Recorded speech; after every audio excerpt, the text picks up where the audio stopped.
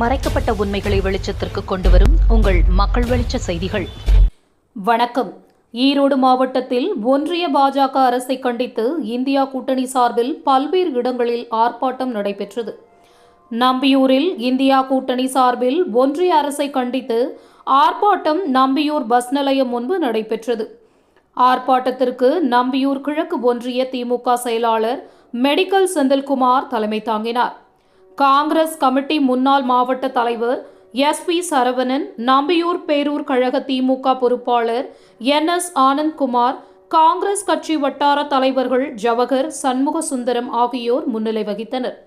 ஆர்ப்பாட்டத்தில் சிறப்பு அழைப்பாளராக கலந்து கொண்ட திமுக மாவட்ட செயற்குழு உறுப்பினர் குமணன், ஒன்றிய அரசு பட்ஜெட்டில் தமிழ்நாட்டை வஞ்சித்த பாஜகவையும் அதிமுகவையும் கண்டித்து பேசினார்.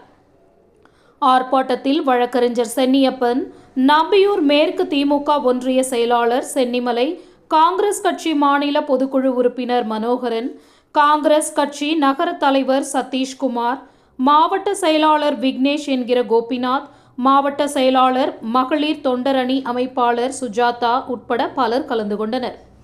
செய்திகளுக்காக ஈரோடு மாவட்ட புகைப்பட கலைஞர் கார்த்திகேயன். நன்றி.